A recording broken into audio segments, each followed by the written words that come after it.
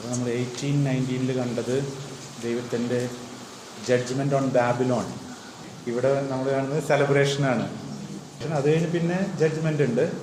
Glorious vision of Jesus return, versus 1 to 4.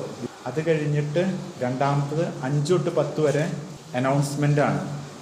എന്താണ് woman of റെവലേഷന് സംഭവിക്കുന്നു, അതുപോലെ ഗോഡ്സ് കവനൻ്റ് പീപ്പിളിനും സംഭവിക്കുന്നത്.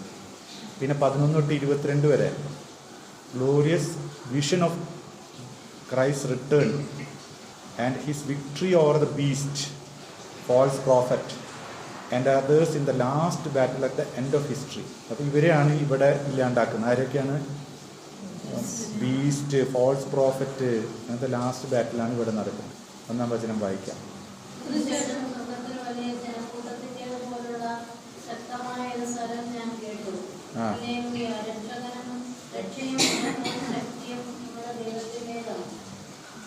ഇവിടെ ഒരു വലിയ മൾട്ടിറ്റ്യൂഡ് ഹെവനിലുണ്ടെന്നും അവർ ഈ വിജയത്തെ വിശ്വസ്തരായിട്ടുള്ള നമ്മുടെ 1,44,000 അങ്ങനെ കുറേ ടീമുകളുണ്ടല്ലോ, അവർ വളരെ ഹാപ്പി ആയിട്ട് ഈ വിക്ടറിയെക്കുറിച്ച് ദൈവത്തിന് നന്ദി പറയുകയാണ്. ഇനി 2 തൊട്ട് 4 വരെ വായിച്ചോ. അവിടുത്തെ വിധികൾ സത്യവും നീതിപൂർണവുമാണ്. വ്യഭിചാരം കൊണ്ട് ലോകത്തെ മലിനമാക്കിയ മഹാവേശിയെ അവിടുന്ന് വധിച്ചു. അവളുടെ കൈകൊണ്ട് ചിന്തിയ അവിടുത്തെ ദാസന്റെ രക്തത്തിന് അവിടുന്ന് പ്രതികാരം ചെയ്തു. രണ്ടാമതും അവർ പറഞ്ഞു, ഹല്ലേലൂയ, അവളുടെ പുക എന്നേക്കും ഉയർന്നുകൊണ്ടിരിക്കുന്നു. ഇപ്പോൾ 24 ശ്രേഷ്ഠന്മാരും 4 ജീവികളും ആമേൻ ഹല്ലേലൂയ എന്ന് പറഞ്ഞുകൊണ്ട് സാഷ്ടാംഗം പ്രണമിച്ച് സിംഹാസനസ്ഥനായ ദൈവത്തെ ആരാധിച്ചു. അതേ കാര്യം തന്നെ നമ്മൾ നേരത്തെ പറഞ്ഞില്ലേ, മെയിൻ സംഭവം ലൂക്ക 17:1 പറയുന്നത്. അതൊന്ന് വായിക്കാം. അതാണ് എന്തിനാണ് ഈ വിധിക്കപ്പെട്ടിട്ടുള്ളത്. അവൻ ശിഷ്യരോട് പറഞ്ഞു, ദുഷ്പ്രേരണകൾ ഉണ്ടാകാതിരിക്കുക അസാധ്യം, എന്നാൽ ആര് മൂലം അവ ഉണ്ടാകുന്നു അവന് ദുരിതം. 5 തൊട്ട് 10 വരെ വായിക്കാം. സിംഹാസനത്തിൽ നിന്ന് ഒരു സ്വരം കേട്ടു, ദൈവത്തിന്റെ ദാസനും അവിടുത്തെ ഭയപ്പെടുന്നവരും ചെറിയവരും വലിയവരുമായി നിങ്ങളെല്ലാവരും നമ്മുടെ ദൈവത്തെ സ്തുതിക്കുവിൻ. ഇവിടെ ഇൻവൈറ്റ് ചെയ്യാണ്, ദൈവത്തെ ഭയപ്പെടുന്നവരല്ലോ എല്ലാവരും ഇൻവൈറ്റ് ചെയ്യാണ് പ്രൈസ് ചെയ്യാൻ വേണ്ടിയിട്ട്. ലോകത്തിൽ ഇത്തരം കാര്യങ്ങൾ അവസാനിക്കാൻ മധ്യസ്ഥം വഹിക്കണം, ഒപ്പം സ്തുതിക്കണം. അവിടെ നടക്കുന്ന ഒരു ദൗത്യം നമുക്ക് ഇവിടെയുള്ളൊരു ദൗത്യമാണ്. ലോകത്തിൽ ഇത്തരം തിന്മകൾ വളരുന്നത് ഇല്ലാതാകാൻ ഒരു വശത്ത് മധ്യസ്ഥം വഹിക്കണം, രണ്ടാം വശത്ത് ഓരോന്നും നമ്മൾ അറിയണം. ഓരോന്നും ഇല്ലാതാവുമ്പോൾ ദൈവത്തെ മഹത്വപ്പെടുത്തണം. അതിന് റെസ്പോൺസ് എങ്ങനെയായിരുന്നു? പിന്നെ വലിയ ജനക്കൂട്ടത്തിന്റെയും പെരുപ്പിന്റെയും ഗംഭീരമായ ഇടിമുഴക്കത്തിന്റെയും പോലെയുള്ള ഒരു സ്വരം ഞാൻ കേട്ടു, ഹല്ലേലൂയ, സർവശക്തനും നമ്മുടെ ദൈവവുമായ കർത്താവ് വാഴുന്നു. തിന്മയിലേക്ക് നോക്കാതെ ഈ തിന്മയെ അതിജീവിച്ച ദൈവത്തെയും അതിൻ്റെ ആ അതിജീവിച്ചതിനെ സ്തുതിക്കുന്ന വലിയൊരു സമൂഹം മധ്യസ്ഥം ചെയ്യുന്നുണ്ട്. നമ്മൾ പറയുന്ന ഒരു വാക്കല്ല, നമ്മൾ പറയുന്നത് ഒരു സ്വർഗീയ സിംഹാസനത്തിൽ നിന്നാണ് ഇത് വരുന്നത്. അവിടെ നിന്ന് വരുന്ന പിന്നെ ഈ മഹത്വപ്പെടുത്തുക എന്ന് പറയുന്നത് നമ്മൾ വചനം പാലിക്കുന്നത് എന്നാണ് ദൈവമഹത്വം. അതിൻ്റെ പ്രഘോഷണമാണ് ആദരത്തേക്കൂടെ വരുന്നത്. ആദരത്തിൽ നിന്ന് വെറും സ്തുതിപ്പ് വരികയും ഹൃദയത്തിൽ വചനമായിട്ട് യാതൊരു ബന്ധവുമില്ലെങ്കിൽ അത് വെറും പാഴ്വാക്കാണ്. സക്കറിയ 6:15 നിങ്ങളുടെ ദൈവമായ കർത്താവിന്റെ കൽപ്പന നിങ്ങൾ ശ്രദ്ധാപൂർവ്വം അനുസരിച്ചാൽ ഇത് നമുക്ക് 7-8 വായിക്കാം. നമുക്ക് ആനന്ദിക്കാം, ആഹ്ലാദിച്ചാർപ്പ് വിളിക്കാം, അവിടത്തേക്ക് മഹത്വം നൽകാം, എന്നാൽ കുഞ്ഞാടിന്റെ വിവാഹം സമീപിച്ചിരിക്കുന്നു. ഇതിനു മുമ്പ് ഒരു സ്ഥലത്തും ഇങ്ങനെ ഒരു വിവാഹം ഉണ്ടാവുമെന്ന് പറഞ്ഞിട്ട് തന്നെയില്ലേ. ഇത് ഒരു പ്രത്യേക സർപ്രൈസിങ് അനൗൺസ്മെന്റ് ആണ്. ഇതിനു മുമ്പ് നമ്മൾ 1 തൊട്ട് 18 അധ്യായം വായിച്ചപ്പോൾ ഇങ്ങനെ ഒരു വിവാഹത്തെക്കുറിച്ച് ഒരു സ്ഥലത്തും ഇതില്ല. ഇതാണ് സർപ്രൈസ് തരുന്നതാണ് നമ്മുടെ ദൈവം എന്ന് പറയുന്നത്. വളരെ സർപ്രൈസിങ് അനൗൺസ്മെന്റ് ആണ്. കാരണം വെഡിങ് ഡേ ഓഫ് ഈ story of revelation hence happily with the marriage of A virtuous and victorious king. അതായത് ഇത് കാരണം എന്ന് വെച്ച് കഴിഞ്ഞാൽ ദൈവം ആദ്യത്തെ ഉടമ്പടി തുടങ്ങിയത് എങ്ങനെയാണ്? മാരേജിലൂടെയാണ്. അതൊരു ഇൻറ്റിമസി കണ്ടാണ് അത് സ്റ്റാർട്ട് ചെയ്തത് കവനന്റിൽ. വിക്ടോറിയസ് ആയിട്ടാണ് ഇവിടെ എൻഡ് ചെയ്യുന്നത് മാരേജ്. ഇനി അതിലേക്കാണ് നമ്മൾ നടക്കുന്നത്. വെളിപാട് എങ്ങനെയാണ് ഇതിന് നമ്മളെ ഒരുക്കിയത്? വെളിപാട് 1:5 വെളിപാട് 5:6. ഇത് ദൈവം തന്നെയാണ് വധുവിനെ ഒരുക്കുന്നത്. ഓൾഡ് ടെസ്റ്റ്മെന്റിൽ വരൻ ആരായിരുന്നു? യാവേ ആയിരുന്നു. വധു ഇസ്രായേലായിരുന്നു. പുതിയ നിയമത്തിൽ യേശുവാണ്, സഭയാണ്. സഭ എന്ന് പറഞ്ഞാൽ നമ്മൾ ഓരോരുത്തരുമാണ് ഇതായിട്ട് ബ്രൈഡായിട്ട് മാറുന്നത്. അപ്പോൾ ബ്രൈഡിനെ ഒരുക്കുന്നു. വെളിപാട് 5:6. വിശ്വസ്ത സാക്ഷിയും മൃതരിൽ നിന്നുള്ള ആദ്യജാതനും ഭൂമിയിലെ രാജാക്കന്മാരുടെ അധിപതിയുമായ യേശുക്രിസ്തുവിൽ നിന്നും നിങ്ങൾക്ക് കൃപയും സമാധാനവും. നമ്മെ സ്നേഹിക്കുകയും സ്വന്തം രക്തത്താൽ നമ്മെ പാപത്തിൽ നിന്ന് മോചിപ്പിക്കും. അങ്ങനെയാണ് ഇതിനെ ഒരുക്കുന്നത്. ഈ ക്ലെൻസിങ് ത്രൂ ബ്ലഡ്, അതായത് ഈ സാക്രിഫൈസിലൂടെയാണ് ഒരുക്കുന്നത്. അപ്പോൾ സിംഹാസനത്തിന്റെയും 4 ജീവികളുടെയും മധ്യേ ശ്രേഷ്ഠന്മാരുടെ നടുവിൽ കൊല്ലപ്പെട്ടതായി തോന്നുന്നു കുഞ്ഞാട് നിൽക്കുന്നത് ഞാൻ കണ്ടു. ഈ സാക്രിഫിഷ്യൽ ലവ് ആണ് ശരിക്കും ഈ മാരേജിലേക്ക് എത്തിക്കുന്നത്. ഈ ഒരു മാരേജ് നമുക്ക് പണ്ട് മുതൽ പരിചയമുള്ള വചനങ്ങളാണ്. ഏശയ്യ 54:5 എൻ്റെ സൃഷ്ടാവാണ്. പിന്നെ ഹോസിയയുടെ 2 സമ്മതാണ് എന്നേക്കുമായി ഞാൻ നിന്നെ പരിഗ്രഹിക്കും. ഏശയ്യ 61:10. ഞാൻ കർത്താവിൽ അത്യധികം ആനന്ദിക്കും. എന്റെ ആത്മാവ് എന്റെ ദൈവത്തിൽ ആനന്ദം കൊള്ളും. വരൻ പുഷ്പമാലയം അണിയുന്നത് പോലെയും ആഭരണഭൂഷിതയാകുന്നത് പോലെയും അവിടുന്ന് എന്നെ രക്ഷയുടെ ഉടയാടകൾ ധരിപ്പിക്കുകയും നീതിയുടെ മേലങ്കി അണിയിക്കുകയും ചെയ്യും. അതുപോലെ ഏശയ്യ 62:5. യുവാവ് കന്യകയെ എന്ന പോലെ നിന്റെ പുനരുദ്ധാരകൻ നിന്നെ വിവാഹം ചെയ്യും. മണവാളൻ മണവാട്ടിയിൽ എന്ന പോലെ നിന്റെ ദൈവം നിന്നിൽ സന്തോഷിക്കും. ഇതെല്ലാം പഴയ നിയമത്തിൽ ഇങ്ങനെ പ്രവചനങ്ങൾ കേൾക്കുന്നുണ്ട്. ഇനി ഈശോ വന്ന് ഇതന്നെയാണ് പറയുന്നത്. മത്തായി 9:5 എന്താണ്? സ്വയം വരനായിട്ട് പറയാണ്. പിന്നെ പൗലോസ്ലിയ പറയുന്നുണ്ട് 2 കൊറിന്തോസ് 11:2. എനിക്ക് നിങ്ങളോട് ദൈവികമായ അസൂയ തോന്നുന്നു. എന്നാൽ നിർമ്മലയായ വധുവിനെ ഭർത്താവിന് എന്നതുപോലെ നിങ്ങളെ ക്രിസ്തുവിനെ സമർപ്പിക്കേണ്ടതിന് നിങ്ങളുടെ വിവാഹ നിശ്ചയം ഞാൻ നടത്തി. ക്രിസ്തുവുമായിട്ട് നിങ്ങളുടെ വിവാഹ നിശ്ചയം. അപ്പോൾ ആൾക്കാർ ലക്ഷ്യമുണ്ട് ഇവരെ വിശുദ്ധീകരിക്കപ്പെടണമെന്ന്. റോമ 7:4. അതുപോലെ എന്റെ സഹോദരരെ, ക്രിസ്തുവിന്റെ ശരീരമുഖേന നിയമത്തിന് നിങ്ങൾ മരിച്ചവരായി ഇത് നിങ്ങൾ മരിച്ചവരിൽ നിന്ന് ഉയർപ്പിക്കപ്പെട്ടവന്റെ സ്വന്തമാകേണ്ടതിന് അങ്ങനെ നാം ദൈവത്തിന്റെ ഫലം പുറപ്പെടുവിക്കേണ്ടത്. പിന്നെ എഫേഷ്യൻസ് നമുക്കറിയാവുന്നതാണ്. 5:25-27 വരെയുള്ളത് വചനം. എവിടെ വരെ വചനം വായിച്ചു? 8 വായിച്ചോ? ശോഭയേറിയതും നിർമ്മലവുമായ മൃദുല വസ്ത്രം ധരിക്കുവാനുള്ള അനുഗ്രഹം അവൾക്ക് നൽകപ്പെട്ടിരിക്കുന്നു. അതാണ് വിവാഹത്തിന് ഉള്ള ക്വാളിഫിക്കേഷൻ. എന്താണ്? നാം ഇപ്പോൾ വിശ്വസ്തയായ സഭ വിഗ്രഹത്തിനോട് നോയെ പറയുകയും വിശുദ്ധിയോട് യെസ് പറയുകയും ചെയ്യരുത്. അതായത് വിഗ്രഹം എന്ന് പറയുന്നത് ഇവിടെ ദൈവത്തെ പൂർണ്ണ ഹൃദയത്തോടും പൂർണ്ണ ആത്മാവിനോടും പൂർണ്ണ മനസ്സോടുകൂടിയും ആന്തരികമായിട്ടും ബാഹ്യമായിട്ടും ഈ വ്യക്തി സ്നേഹിക്കും എന്നുള്ള ഉറപ്പാണ് വിശ്വസ്തത. ഒപ്പം അതിൻ്റെ ഔട്ട്കമ്മാണ് എന്ത് പറയുന്നത്? ഹോളിനെസ്. അപ്പോൾ no to idolatry, yes to holiness. അതാണ് ഫെയ്ത്ത്ഫുൾ ചർച്ച് കാണിക്കുന്നത്. ഇവിടെ ഇത് കോപ്പറേറ്റ് ചെയ്യാണ്. കോപ്പറേറ്റ് ചെയ്യുന്നത് എങ്ങനെയാണ്? ഡിവൈൻ ഗ്രേസിൽ. എഫേഷ്യൻസ് 2:7-10 വായിക്കാം. അവിടുന്ന് യേശുക്രിസ്തുവിൽ നമ്മോട് കാണിച്ച കാരുണ്യത്താൽ വരാനിരിക്കുന്ന കാലങ്ങളിൽ തന്റെ അപരിമേയമായ കൃപാസമൃദ്ധിയെ വ്യക്തമാക്കാനാണ് ഇപ്രകാരം ചെയ്തത്. 10. നാം ദൈവത്തിന്റെ കരവേലയാണ്. നാം ചെയ്യാൻ വേണ്ടി വെളിപാട് 19:9 വായിക്കാൻ. ദൂതൻ എന്നോട് പറഞ്ഞു, എഴുതുക, കുഞ്ഞാടിന്റെ വിവാഹ വിരുന്നിന് വിളിക്കപ്പെട്ടവർ ഭാഗ്യവാൻ. അവർ വീണ്ടും പറഞ്ഞു, ഇവ ദൈവത്തിന്റെ സത്യവചസ്സുകളാണ്. അപ്പോൾ ഞാൻ അവനെ ആരാധിക്കാനായി കാൽക്കൽ വീണു. എന്നാൽ അവൻ എന്നോട് പറഞ്ഞു, അരുത്, ഞാൻ നിന്റെ സഹദാസനാണ്, യേശുവിന് സാക്ഷ്യം നൽകുന്ന നിന്റെ സഹോദരരിൽ ഒരുവൻ. ഇവിടെ യോഹന്നാൻ ഒരു കാര്യം വെളിപ്പെടുത്താൻ വേണ്ടിയിട്ടാണ്. യോഹന്നാൻ ഇങ്ങനെ ചെയ്യുന്നതിനൊരു കാരണമുണ്ട്. അതുവരെ മാലാഖമാരൊക്കെ എങ്ങനെയായിരുന്നു? മെസ്സേജ് കൊടുക്കുന്ന അവിടെ നിന്ന് വരുന്ന ആ ഒരു റാങ്കിലാണ്. മനുഷ്യൻ ഇവിടെയാണ്. ഇപ്പോഴാണ് ഈശോ നമ്മളെ വേണ്ടിയിട്ട് സമർപ്പിച്ചുല്ലോ, അപ്പോഴാണ് സഹദാസന്മാരായി മാറുന്നത്. നമ്മളും ഏഞ്ചൽ റാങ്കിലേക്ക് വരികയാണ്. ഇത് ഡിസേൺമെൻറ്റിന് വേണ്ടിയിട്ടാണ്. ഒരു യഥാർത്ഥ ദൈവ വ്യക്തിയാണെങ്കിൽ ആ വ്യക്തി ഒരിക്കലും ആളിലേക്ക് ഗ്ലോറിയോ വർഷിപ്പോ കൊണ്ടുവരില്ല. യഥാർത്ഥ ദൈവദാസനാണെങ്കിൽ ആളെ കേന്ദ്രീകരിക്കില്ല, ആളുടെ അടിമയാക്കില്ല, ആളോട് ചോദിച്ചിട്ട് എല്ലാ കാര്യം ചെയ്യാൻ പാടുള്ളൂ എന്നോ ആളുടെ അനുവാദം വേണമെന്നോ. ഇതാണ് ചിലർ ട്രാപ്പിൽ വിടുന്നത്. എല്ലാ കാര്യത്തിനും ഈ ആള് നിർബന്ധിക്കും, അതായത് സെൽഫ് ഗ്ലോറി ആഗ്രഹിക്കും. അതുപോലെ ആരാണ് ഗൈഡ് ചെയ്യണത് അവരുടെ മേലെ ഒരു തരം അൺസെഡ് ആധിപത്യം ഉണ്ടാവും.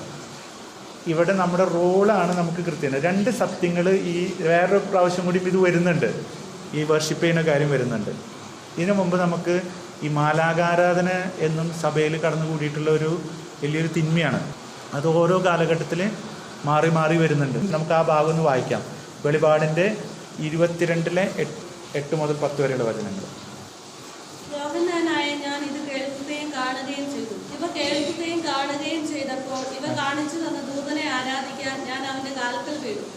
അപ്പോൾ അവൻ എന്നോട് പറഞ്ഞു, അരുത്, ഞാൻ നിന്റെയും നിന്റെ സഹോദരന്മാരായ പ്രവാചകന്മാരുടെയും ഈ ഗ്രന്ഥത്തിലെ വചനങ്ങൾ കാക്കുന്നവരുടെയും സഹദാസനാണ്.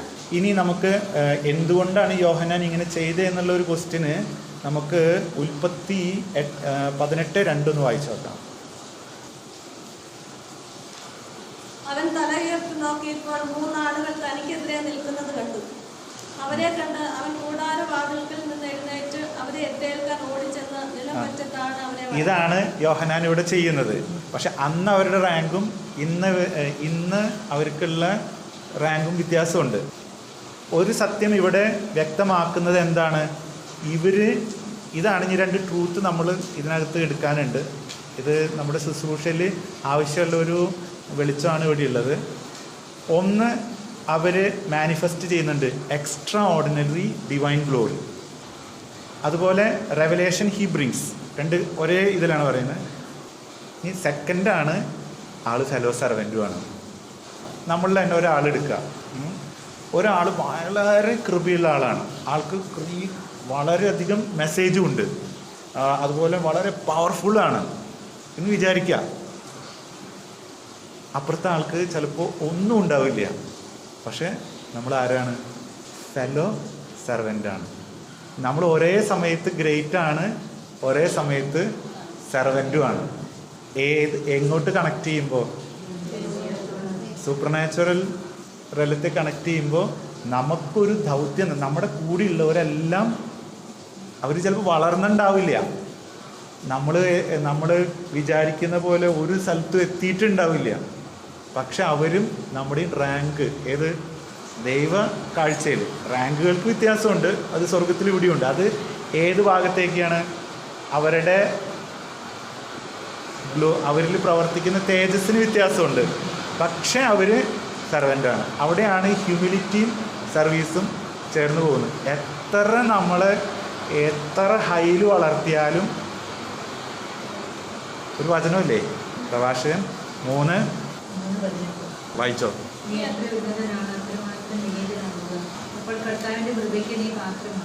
അപ്പോൾ ഹ്യൂമിലിറ്റി പോകുമ്പോൾ പിന്നെ വരം ഓപ്പറേറ്റ് ചെയ്യുന്നത് ആരാന്നായിരിക്കുമോ?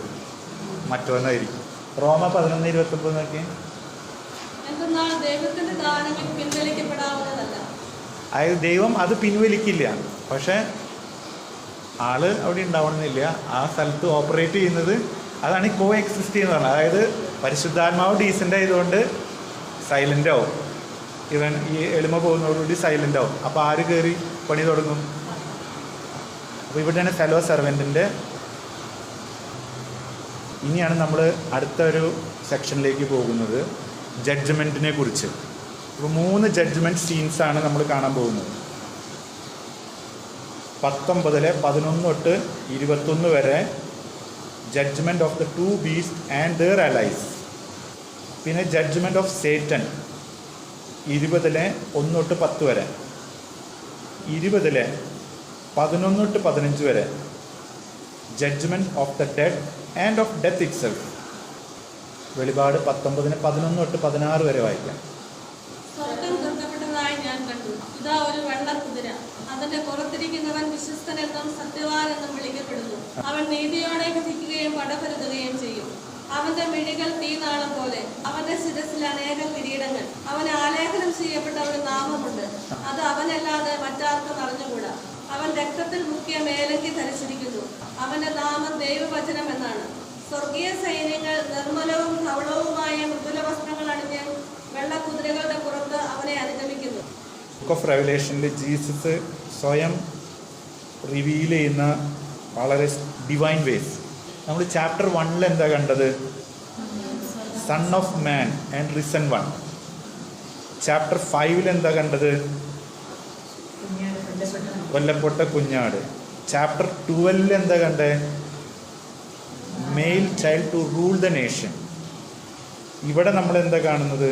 ഒരു സ്ഥലത്ത് ബ്രൈഡ് ഗ്രൂമാണ്, മറ്റേ സ്ഥലത്ത് ആള് കോൺഗററും ജഡ്ജുമാണ്. ഈ പിക്ചറുകളാണ് നമ്മളിങ്ങനെ ഈ വായനയിലൂടെ മുഴുവൻ സ്വന്തമാക്കേണ്ടത്. അങ്ങനെയാണ് വെളിപാട് 1:3, അതായത് ഇത് അനുഗ്രഹമായി മാറും എന്ന് പറയുന്നു. ഈ വായന അനുഗ്രഹമായി മാറുന്നതെന്ന് പറഞ്ഞു കഴിഞ്ഞാൽ നമുക്ക് ജീസസിൻ്റെ പിക്ചർ വളരെ ക്ലിയർ ആയിരിക്കും. എന്താണ്? He son of man, glorious, he is going to come, he is a conqueror, he is a slaughtered lamb, he is to rule the nations, his victory is final, he is going to give his. ഇതാണ് ഈ ഇമേജാണ്. അപ്പോൾ എന്താണെന്ന് വെച്ച് കഴിഞ്ഞാൽ ബാക്കി എന്ത് വന്നാലും അതിനെ കട്ട് ചെയ്തുകൊണ്ടിരിക്കും. ഓക്കെ, നമുക്ക് എവിടെ വരെ എത്തി വായന? 13 അല്ലേ? 14 വായിച്ചു. 14. സൈന്യങ്ങൾ നിർമ്മലവും ധവളവുമായ മൃദുല വസ്ത്രങ്ങൾ അടിഞ്ഞ് വെള്ളക്കുതിരകളുടെ പുറത്ത് അവനെ വരുന്നത് ഒറ്റയ്ക്കല്ല, ഫുൾ ആർമി ആയിട്ടാണ് വരുന്നത്. ഇതുപോലെ തന്നെയായിരിക്കണം നമ്മൾ ശുശ്രൂഷയിലായിരിക്കുമ്പോൾ സ്വർഗീയ സൈന്യങ്ങളോടുകൂടിയാണ് എപ്പോഴും യാത്ര ചെയ്യാൻ പോകുന്നത്. Never alone. നമ്മൾ ഒരിക്കലും ഒറ്റയ്ക്ക് ആകാൻ പാടില്ല. ദൈവം ആഗ്രഹിക്കുന്നില്ല. ഈശോ തന്നെ അത് ചെയ്തിട്ടില്ല. അവിടെ ഞാൻ ഏകനല്ല എന്ന് പറയുന്നുണ്ടല്ലോ. യോഹന്നാൻ 8:16 യോഹന്നാൻ 16:32 വായിക്കാം. യോഹന്നാൻ 8:16. ഞാൻ വിധിക്കുന്നെങ്കിൽ തന്നെ എന്റെ വിധി സത്യമാണ്, കാരണം ഞാൻ തനിച്ചല്ല, എന്നെ അയച്ച പിതാവും എന്നോട് കൂടെ. പിതാവ് കൂടിയുണ്ടെങ്കിൽ ഫുൾ ടീമും കൂടിയുണ്ട്. 16:32.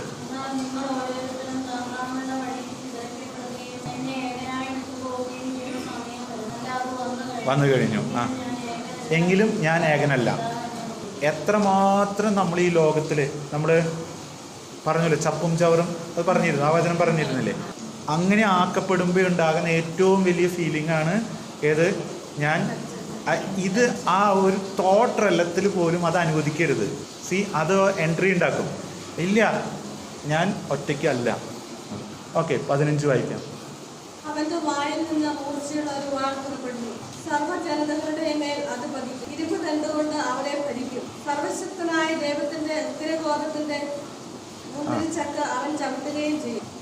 അവന് മേലങ്കിയിലും തുടയിലും. 17 തൊട്ട് വായിച്ചു. സൂര്യനിൽ നിൽക്കുന്ന ഒരു ദൂതനെയും ഞാൻ കണ്ടു. അത്യാകാശത്തിൽ പറക്കുന്ന സകല പക്ഷികളോടും വിളിച്ചു പറഞ്ഞു, ഇതിന്റെ മഹാവിരുന്നിന് വരുകയും രാജാക്കന്മാർ, സൈന്യാധിപന്മാർ, ശക്തന്മാർ എന്നിവരുടെയും കുതിരകളുടെയും ഇനി 19 തൊട്ട് വായിച്ചു തുടങ്ങിക്കോ. അപ്പോൾ അശ്വാരൂഢനോടും അവന്റെ സൈന്യനിരയോടും യുദ്ധം ചെയ്യുവാൻ മൃഗവും ഭൂമിയിലെ രാജാക്കന്മാരും അവരുടെ സൈന്യങ്ങളും ഒന്നിച്ചു കൂടിയിരിക്കുന്നത് ഞാൻ കണ്ടു. ഈ സ്വർഗത്തിലെ ഫോക്കസ് 19:11 തുടങ്ങിയതാണ് ജോൺ. ഒന്ന് വായിക്കാം. 19:11 കണ്ട, അവിടെ നിന്ന് തുടങ്ങി. അത് കഴിഞ്ഞ് അവിടെ നിന്ന് അത് സ്കൈയിലേക്ക് പോയി. 19:17 വായിച്ചോ. മധ്യ ആകാശത്തിലേക്ക് വന്നു. ആദ്യം സ്വർഗത്തിൽ കണ്ടു, പിന്നെ പറഞ്ഞു, പിന്നെ ഇപ്പം എവിടെയാണ്? ഭൂമിയിലാണ്. കണ്ടോ? Mid heaven now focus is on the earth. അവിടെ എന്താ ചെയ്യുന്നത്? ബീസ്റ്റ്, കിങ്, ആർമീസ്, ഇവരെല്ലാവരെയും ആള് ഫൈറ്റ് ചെയ്യാണ്. ഇത് നമ്മൾ 13-14 കണ്ടിട്ടുള്ളതാണ്. ഈ ഡിമോണിക് സ്പിരിറ്റ് ചെയ്തു കൂട്ടുന്ന പണികൾ, അത്ഭുതങ്ങളും അടയാളങ്ങളും ചെയ്തു കൂട്ടുന്നത് കണ്ടതാണ്.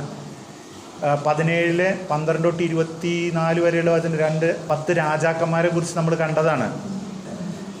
ഇവരുടെ ഫൈനൽ റീക്യാപ്പ് എവിടെയാണ് നടക്കുന്നത്? 20 7 തൊട്ട് 10 വരെയാണ്. ഇതാണ് ഈ ഒരു സ്റ്റോറി ലൈൻ. ഇനി ഇവർക്ക് പറയുന്ന ലക്ഷ്യസ്ഥാനം എവിടെയാണ്? 19 20 21.